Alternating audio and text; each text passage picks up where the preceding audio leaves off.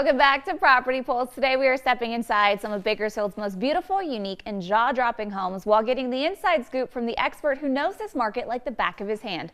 Guiding us through all the listings, the tips, and the tricks is our weekly real estate pro, the one and only William Gordon from the award-winning Gordon Team Realty. Hey, William.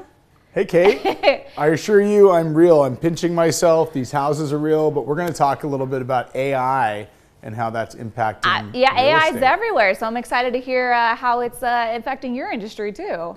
Absolutely. But let's get to the homes, the exciting portion of today's Property Pulse. It's always exciting. We've got two new listings. This one here is something special. It is a 13-ish acre parcel of land right there at Fairfax on the way to Alfred Harold Highway. So this property is zoned R4 for high density multifamily housing is what you'd likely see there, and a little section is zoned C2.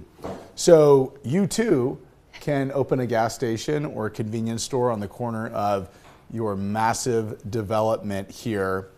It really is, you know, a project that the partners, the ownership group, has been working on for a long time. So you can reap the benefits of all of their hard work over the last several years and make this into a reality. This, you know, this is really targeting those who are exchanging out of other commercial assets or large investment properties and looking for a target property that suits their needs now and is ready for development in the future. What do you think we're listed for? I couldn't even tell you. Like $3 million. I don't even know how much land costs. We're at $2 million. $2 million. So bring us an offer, all you investors out there. Here we are at Plumeria Court, this gorgeous Northwest Bakersfield, over-the-top upgraded home. Very has cute. A backyard that you won't believe when you see it. For the price, it feels like you're in $1 million resort-style living. It has a guest suite. Here you are, mother-in-law,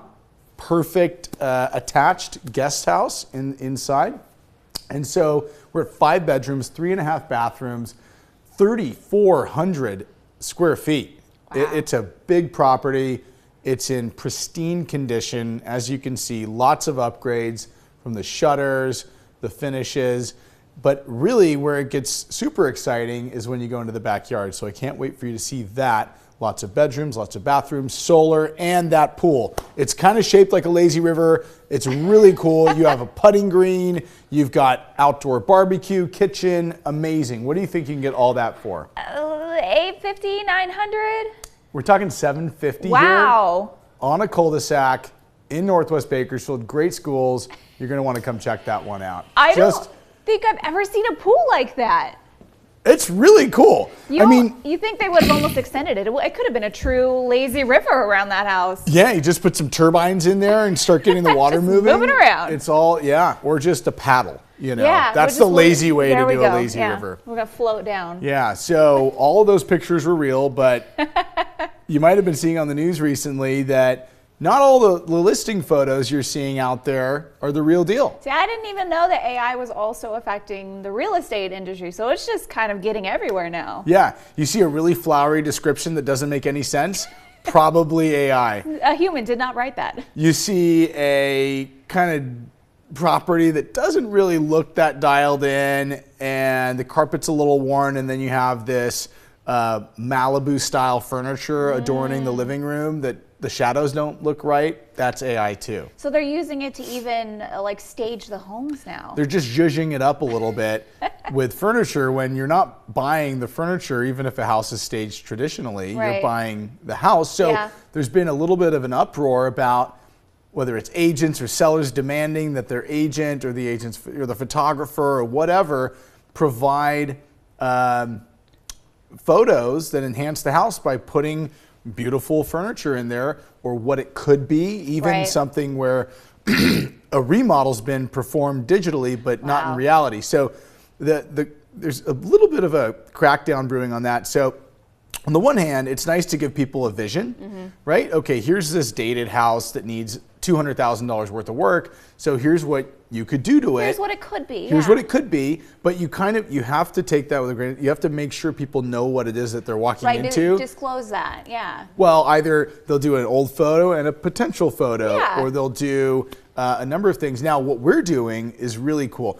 We provide our sellers and the buyers looking at our listings with 3D tours. Ooh. And so they can walk through, they can model that space. You can even export that data to an interior designer or a contractor who can import it to their software and help you design your project around that. Custom build, yes. Yep. And then on Zillow, there's some really great functionality that we pay more for our sellers, and not everybody does this, but showcase listings on Zillow allow you to photograph the house in reality and then pick your aesthetic of choice, mid-century modern, industrial, farmhouse, whatever, and look at each scene in the house and furnish it. Wow. And style it, and it'll take the furniture that's there, it'll erase it, it'll put the stuff you want to see in there. So there's really, really great interactivity that comes with this. So it's just about using it for good is what I'm gathering. Not for evil, yeah. So we're going to put William's info on the screen. So if you want to check out all this tech